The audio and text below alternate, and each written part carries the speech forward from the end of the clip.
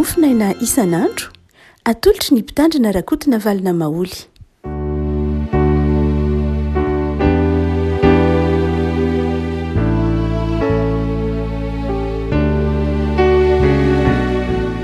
Falimaraba tsika revako malala tratry ity talata fa eniny volana Febroary ity.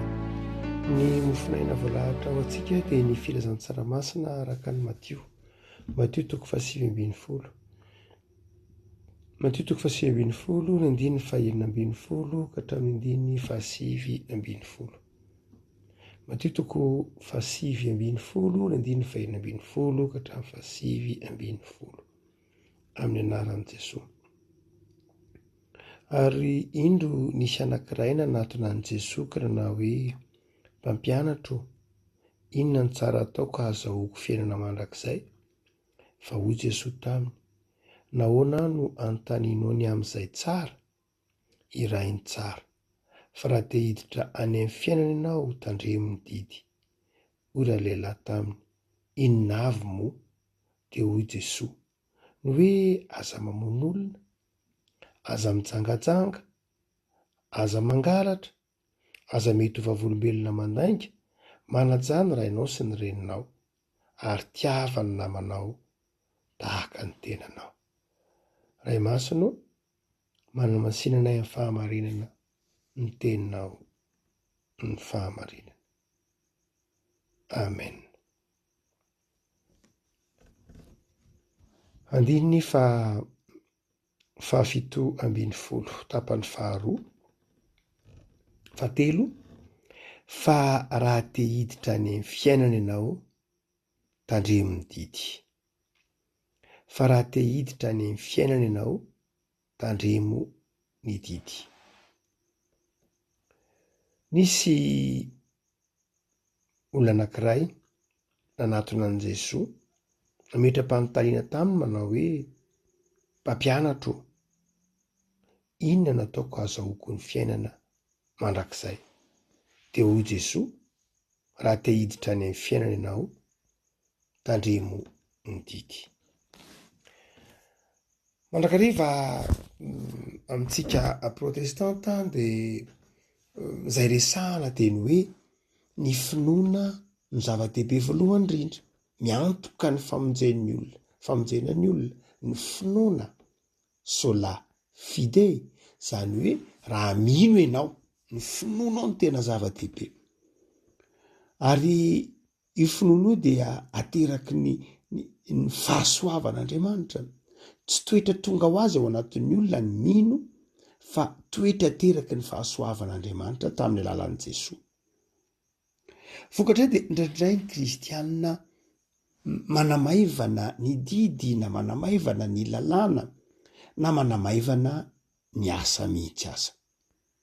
Marina loatra fa tamin'ny taonjato 19 izay nahaterahany antsoina hoe réforme na ny fanjim-pivavahana izay narahan'ny fiangonana katolika romana aty amin'ny antsoina hoe concile Vaticanina faharoa aty aoriana aty amin'ny manodidina ny taona 590 izany.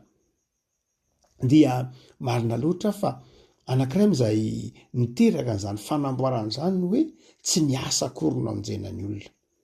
Tsy hoe voavonjy ny olona satria nanao asa be dia be izy. Inona izay mety ho asa ataon'ny olona tamin'ny vanim-potoanan'ny moyen âge ohatra, dia ny hoe ny fifadikana, ny misy aramoa tamin'izany fotoana izany ny mikapoka tena, izay ny dikandrindra rehefa sendra mahita karazana fehikibo amin'ny monastera sasandreny aloha dia misy fehikibo misy bongabongany ireny le fehikibo fikapohana tena ireny. Tamin'ny fotoan'andro moa izany fa tsy mbola novan'ireo pretra na ireo moine any amin'ireny couvent reny na reny monastera reny, ireny fehikibo reny, hoe mbola ohatran'iny ihany ny paoziny, izay misy vongavongany hoe vongan-javatra ikapohana ny tena mba tonga ny tena haratra, misy fampijaliteny isan-karazany mihitsy, izay tantarain'ny Lutera teo hitantsika amin'ny horonan-tsary isan-karazany, ny hoe mampijaly tena mba ho voavonjy, miafy mba ho voavonjy. Dia izay nefa nahatonga lay fievegana manao hoe vaovao vokatra ny fitsokan'ny fanamasina hoe natonotodorana rangeon'ny tena koa Paoly tsy mahasoa zany. Na omeko ho an'ny malahelo avokoa raha ny fananako rehetra, tsy mahasoa ange zany hoe kay tsy niasa kay ny zava-dehibe ay tsy niasa kay ny zava-dehibe fa ny finoana ho itsika ny fitiavana ho itsika fa izao nefa rehefa noroitina lasa lavitra zay de nandray adin'ny kristianina ny didy hamaivan'ny kristianina ny didy de averin'i Jesosy eto zay ahitsin'i Jesosy zay kristianina zay mitady anadiny ny didin'Andriamanitra ary nandray raha tena mieritreritra mihitsy kristianina fa tsy zava-dehibe ny didy fa ny finoana ny vavaka ny tena zava-dehibe ny finoana ho dingana zay fa tsy mizotra ho amin'ny fahamasinana mihitsy ianao raha tsy manaraka ny didy zava-dehibe ny finoana fa ny fahamasinana dia tena samihafa mantsina tsy hoe fanamarinana sy ny fahamasinana no amarinina amin'ny finoana isika fa tsy maintsy mizotra kosa ho amin'ny fahamasinana misy ny lalan'ny fahamasinana ny mpanompon'Andriamanitra ary zay lalan'ny fahamasinana ny mpanompon'Andriamanitra zay lay ilana n'lay didy zay lay tenenin'i Jesosy eto hoe tandremo ary ny didy am'izay fotoan'izay tsy ny didy tsy tahaka ilay tenenin'ny Paoly fotsiny hoe pédagogue hoe ny didy ny Paoly de zao lay mpitaizatsika manitsy atsika io didy io no tahaka ny fefy manitsy atsika hoe ity ny lalana ka andehanana ny ahafantarana fa ao anatin'lay lalana mahavonjy isika na ny lalana marina de lay didy manana lay didy lay pédagogue hoy Paoly lay didy mpitaisa didy rehetra io zany didin'Andriamanitra fa lasa lavitra aloha zay ny tenin'i Jesosy eto hoe tsy hoe mpitaiza fotsiny izy fa tena mizotra ho amin'ny fahamasinana ianao marify amantarana hoe mandeha amin'ny fahamasinana ve ao anatin'lay fanajana ny didy ary Jesosy eto de tsy niresaka n'lay didy voalohany faharoa fahatelo ny faefatra aza izay miresaka n'Andriamanitra ny aza manan'Andriamanitra hafa ianao aza manao sarin-javatra voasokotra aza manonona ny anagnan'Andriamanitra fahatany ary ajo io andro sabaty io zay didy zay dia tsy ndresahana amin'ny Timothée ity zay antony tsy ndresahana azy de izao satria efa ataontsika hoe ao anatin'ny tokotanin'ny fivavahana jiosy lay mpametraka fanontaniana dia efa ao anatin'lay tokotany vavahana jiosy tsy nanompo sampy le mpametraka fanontaniana de efa ao anatin'ny tokony vavahana efa manaja ny andro sabata fa hoy Jesosy ny zavatra banga aminao de zao ny fitiavanamana ny zavatra banga aminao de zao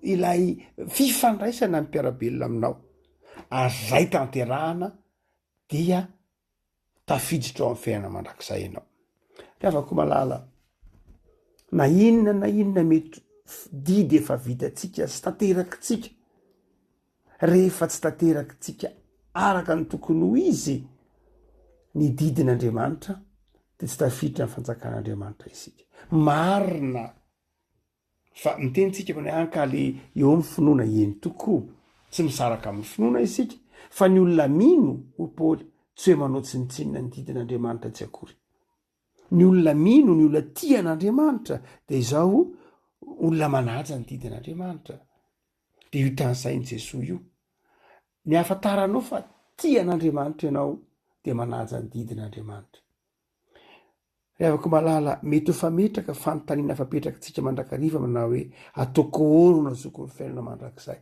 de hoy Jesosy ataovy ny didy tandremo ny didy dikany mitandrina manao eo anoloana ny andrina ataovy eo anoloana manao ambany maso zany ataovy ambany masonao ny didy atoka mamerina mamaky ny baiboly manontolo tsika sy manatevina zany fanazavana zany amin'ny bokin'ny Deutéronomie de roa ny didy hoy Jesosy efa napetraka tamin'i Jesosy hoe inona kay ny mamitina an'le didy de hoy Jesosy tiavan'i Jehovah Andriamanitra amin'ny fonao rehetra de tiavan'ny namanao tahaka ny tenanao zay ny mamitina an'le didy dia ao amin'ny fiainana mandrakizay ianao tiavo Andriamanitra dia tahaka fitiavana amintsika Andriamanitra sary-piaro topoina amin'ny fitiavana raha ohatra ka mananteraka ny didin'Andriamanitra atsika dia tsy mananteraka ny didin'Andriamanitra amin'ny alalan'ny zioga, tsy mananteraka ny didin'Andriamanitra satria te ho vonjena. Ino eo zany moa?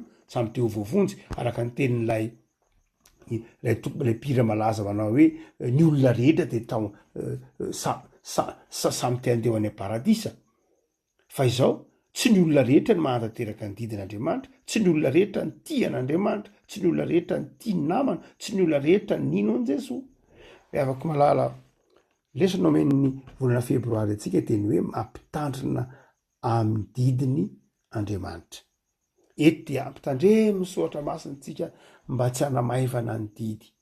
Ny didy dia ny fitiavana an'Andriamanitra, ny didy dia ny fitiavana ny namana, ny didy dia ny fanananao fitserana ny namanao, fanananao fotoana anomezana voninahitra an'Andriamanitra eo amin'ny fiainanao.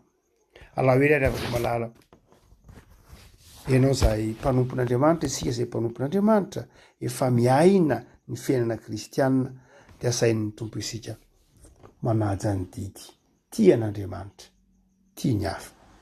Ivavaka isika. Tompo ao misaotra anao zay fa afaka mamaky ny teninao, ny soatra masina amin'ny teny malagasy izay itomanao anay ahatakatra fa ny lalana mankany aminao Andriamanitra dia ny fitiavana anao sy ny fitiavana namana, fanajana ny didinao izay nitaonanay ianao Andriamanitra ambony noho ny zavatra rehetra, tokony ho tianay mihoatra noho ny zavatra rehetra, ary anao ny namanay mihoatra noho ny tenanay asa. Tompo dia indreto izahay mitalao amin'ny famindramponao. Ataovy kristianina mahatoky. Azavelanao akafananao metra-panontaniana amin'izay tokony atao fa efa fantatray mandrakariva ny tokony atao. Fanahinao masina efa tia anatinay, efa mampafantatra anay fa ny fitiavana anao mahatonga anay hiditra ao amin'ny fanjakanao, hiditra ao amin'ny mandrakisainao. Dia ampahireo izay tompo, hifikitra amin'ny finoana. Jereo ny asanay isan'andro, jereo ny tokantranonay, jereo ny fikelezanay nanay, manampianay Jesosy mba ho fiainam-pifaliana ny fiainanay amin'ny tany fandalovanay ety, fiainana miaraka aminao, ary amin'ny fotoana ialana ety dia ao aminao zahay, ary tonononao aminay ny teny manao hoe ry mpanompo tsara sady mahatoky, midira ny fifalian'ny tomponao, satria tianao mihoatra ny zavatra rehetra zahay, ary tia ny namanay tahaka ny tenanay. Dia joro vavolombelona izay tompo, dia rizo mba vavolombelona fitiavana anao Andriamanitra sy ny fitiavana amin'ny parabelona, amin'ny anaranao Jesosy. Amen.